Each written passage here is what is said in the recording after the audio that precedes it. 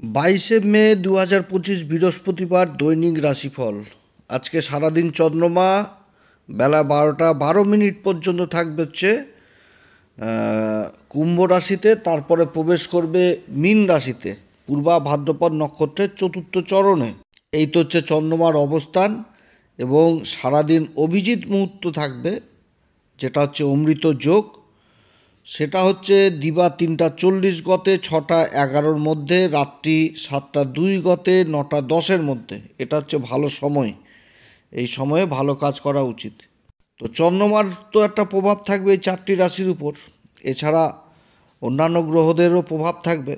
তো অন্যান্য গ্রহদের অবস্থান হচ্ছে, রাশির উপর বুধ অবস্থান করছে, মেষ রাশিতে বুধ অবস্থান করছে, বৃষ রাশিতে সূর্য, মিথুন রাশিতে দেবগুরু বৃহস্পতি, কর্কট রাশিতে মঙ্গল, সিংহ রাশিতে কেতু অবস্থান করছে, কুম্ভ রাশিতে রাহু অবস্থান করছে, চন্দ্রমা থাকছে, মীন রাশিতে শুক্র এবং শনির জুতি রয়েছে।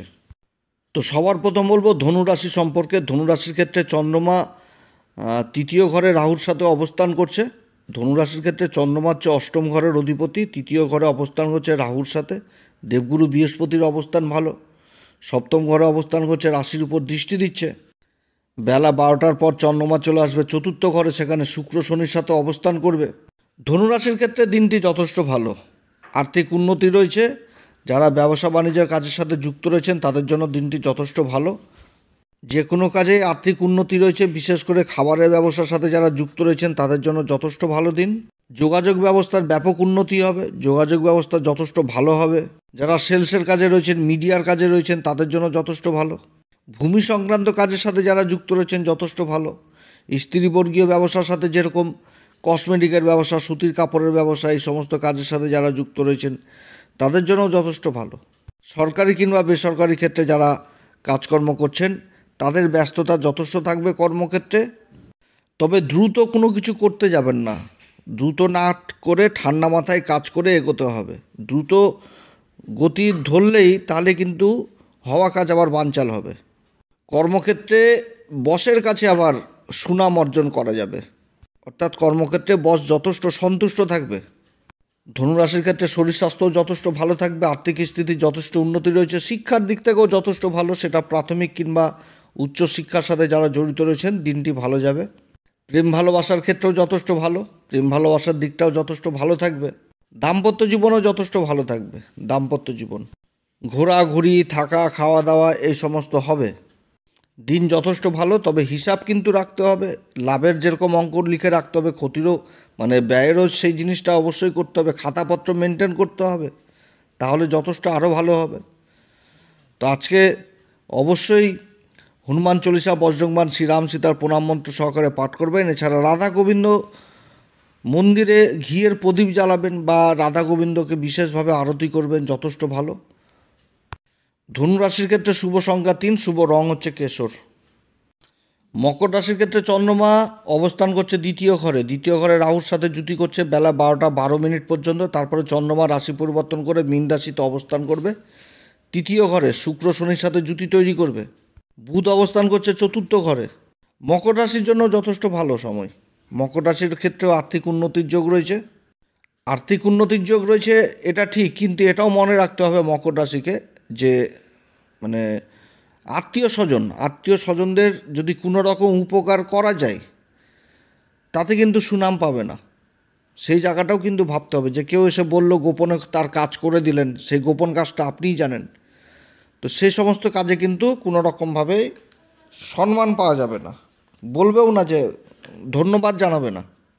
আয় ইনকামের একাধিক রাস্তা তৈরি হচ্ছে। যোগাযোগ ব্যবস্থার ব্যাপক উন্নতি রয়েছে, যোগাযোগ হবে যথেষ্ট। আর্থিক স্থিতি যথেষ্ট ভালো থাকবে। শরীর স্বাস্থ্য মোটের উপর যথেষ্ট ভালো থাকবে। তবে কারোর সাথে বাক বিতণ্ডাতেও জড়িত হওয়া যাবে না। নিজের কাজ নিয়ে নিজের কাজের উপরই মনোযোগ স্থাপন করতে হবে। যে কোনো কাজ খাতাপত্র কাগজ আগেই রেডি করে রাখতে হবে, তাহলে যথেষ্ট উন্নতি। সরকারি কিংবা বেসরকারি কর্মের সাথে যারা যুক্ত রয়েছেন তাদের জন্য দিনটি ভালো। শিক্ষার দিক থেকেও যথেষ্ট ভালো। যারা উচ্চ শিক্ষার সাথে জড়িত রয়েছেন তাদের জন্য যথেষ্ট ভালো। স্কলারশিপের যারা চেষ্টা করছেন তাদের জন্য দিনটি ভালো। মোট কথা কর্মের জায়গাটা যথেষ্ট ভালো থাকছে। প্রেমের জায়গাটা অতটা ভালো না। প্রেম ভালোবাসা সাথে যারা যুক্ত রয়েছেন একটা বিপরীত পরিস্থিতি তৈরি হতে পারে। এবং দাম্পত্য জীবনেও কিন্তু এটা থাকবে, দাম্পত্য জীবনেও পরিস্থিতি ভালো থাকবে না, বুঝতে চাবে না, বা হুট করে মাথা গরম হয়ে যাওয়া, যেটা বলার না সেটা বলে ফেলা, এরকম কিন্তু তৈরি হবে। যারা কর্মের সন্ধান করছেন তাদের কর্মের সন্ধান পূরণ হওয়ার প্রবল সম্ভাবনা থাকছে, বিদেশ সংক্রান্ত কাজগুলোও যথেষ্ট ভালো হওয়ার সম্ভাবনা থাকছে। মকর রাশির ক্ষেত্রে শুভ সংখ্যা 2, শুভ রং হচ্ছে হলুদ। আজকের দিন অবশ্যই হনুমান চল্লিশা, বজরংবাণ, শ্রীরাম সীতা প্রণাম মন্ত্র সহকারে পাঠ করবেন। এছাড়া রাধা গোবিন্দকে ঘিয়ের প্রদীপ দেখাবেন, যথেষ্ট ভালো ফল পাবেন। কুম্ভ রাশির ক্ষেত্রে চন্দ্রমা রাশির উপরই অবস্থান করবে বেলা 12টা 12 মিনিট পর্যন্ত, তারপরে রাশি পরিবর্তন করে মীন রাশিতে অবস্থান করবে। তো চন্দ্রমা পূর্বা ভাদ্রপদ গুরুর নক্ষত্রে থাকছে, গুরুর দৃষ্টি রাশির উপরে থাকছে, আবার মঙ্গলেরও দৃষ্টি থাকছে রাশির উপরে। কুম্ভ রাশির ক্ষেত্রে স্বাভাবিক দিন থাকছে, আর্থিক উন্নতি থাকছে, তবে যোগাযোগ ব্যবস্থায় পরিশ্রম হবে এক কথায়, পরাক্রম পুরুষত্ব এই সমস্ত কিন্তু বৃদ্ধি পাবে, ছোটাছুটিটা বাড়বে যোগাযোগের দিকে, ক্লান্তির ছাপ থাকবে, আয় ইনকামের রাস্তা অবশ্যই থাকবে, শত্রুরা অনেক পিছনে সরবে। সরকারি কাজগুলো যথেষ্ট ভালো হবে, সরকারি কাজ যে সমস্ত কাজ কাগজপত্রের জন্য হচ্ছিল না, এই কাজগুলো যথেষ্ট এগোবে। শরীর স্বাস্থ্য মোটের উপর ভালো থাকবে, আর্থিক স্থিতি থাকছে, পারিবারিক সম্পর্কে বিবাদ হওয়ার প্রবল সম্ভাবনা থাকছে, পারিবারিক জায়গায় কিংবা ফ্যামিলির জন্য করবে, নাম পাবে না, এরকমও অবস্থা তৈরি হচ্ছে। প্রেম ভালোবাসার জন্য আবার যথেষ্ট দিনটি ভালো, দাম্পত্য জীবনের জন্য অতটা ভালো নয়, দাম্পত্য জীবনে নিজের কথাকে এগিয়ে রাখতে গেলে অশান্তির পরিবেশ থাকবে। শিক্ষার্থীদের জন্য যথেষ্ট ভালো, প্রাথমিক হোক আর এটা উচ্চ শিক্ষার্থী হোক, তাদের জন্য দিনটি ভালো। কুম্ভ রাশির ক্ষেত্রে শুভ সংখ্যা 9, শুভ রং হচ্ছে হলুদ। আজকের দিন অবশ্যই হনুমান চল্লিশা, বজরংবাণ, শ্রীরাম সীতা প্রণাম মন্ত্র সহকারে পাঠ করবেন। এছাড়া রাধা গোবিন্দকে ঘিয়ের প্রদীপ দেখাবেন। মীন রাশির ক্ষেত্রে চন্দ্রমা দ্বাদশ ঘরে অবস্থান করছে, তারপরে বেলা 12টা 12 মিনিটে চলে আসবে রাশির উপরে, শুক্র শনির সাথে জুতি তৈরি করবে এবং দেবগুরু বৃহস্পতির নক্ষত্রে অবস্থান করছে। দেবগুরু বৃহস্পতি কেন্দ্রে অবস্থান করছে, রাশির অধিপতি কেন্দ্রে অবস্থান করছে। দেবগুরু বৃহস্পতি রাশির অধিপতির নক্ষত্রে চন্দ্রমা অবস্থান করবে, দিনটি ভালো, আয় ইনকাম যথেষ্ট ভালো থাকবে, সরকারি কাজগুলো যথেষ্ট এগোবে। যারা সরকারি কাজের সাথে যুক্ত রয়েছেন, কোনো কাগজপত্র ডকুমেন্টেন্সির কাজ চলছে, সেই কাজগুলো যথেষ্ট এগোবে। জায়গা জমি সংক্রান্ত কাজগুলো ভালো হবে, যারা জায়গা জমি সেল পারচেসের কাজের সাথে যুক্ত রয়েছেন সেই কাজগুলো ভালো হবে। কাঁচামাল দ্রব্যের ব্যবসার সাথে যারা যুক্ত রয়েছেন সেই কাজগুলো ভালো হবে। বাণিজ্য সংক্রান্ত কাজের সাথে যারা যুক্ত রয়েছেন, সোশ্যাল মিডিয়াতে যারা অ্যাক্টিভ রয়েছেন, তাদের কাজগুলো যথেষ্ট ভালো হবে।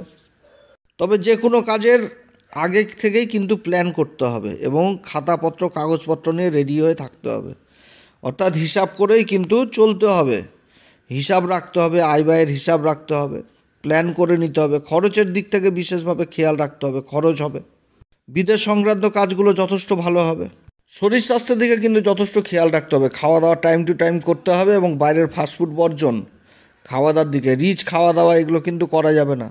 আর্থিক স্থিতি মোটের উপর ভালো থাকছে, পরিবারে একটা খুশির মহল থাকবে, আনন্দ ফুর্তি এগুলো থাকবে ফ্যামিলিতে।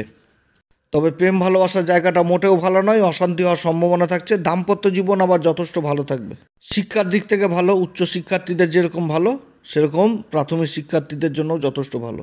মীন রাশির ক্ষেত্রে শুভ সংখ্যা হচ্ছে 6, শুভ রং হচ্ছে গোলাপি লাল। আজকের দিনে অবশ্যই হনুমান চল্লিশা, বজরংবাণ, শ্রীরাম সীতার প্রণাম মন্ত্র সহকারে পাঠ করবেন এবং রাধা গোবিন্দকে ঘিয়ের প্রদীপ দেখাবেন, যথেষ্ট ভালো দিন। তো এই তো হলো আজকের রাশিফল বললাম, এরপরে আবার আসবো পরের দিনের রাশিফল নিয়ে। বিশেষভাবে অনুরোধ করব যারা নতুন দর্শক দেখছেন অবশ্যই চ্যানেলটি সাবস্ক্রাইব করবেন। আপনারা সবাই ভালো থাকেন, ঈশ্বর আপনাদের সবার মঙ্গল করুক। নমস্কার, ধন্যবাদ।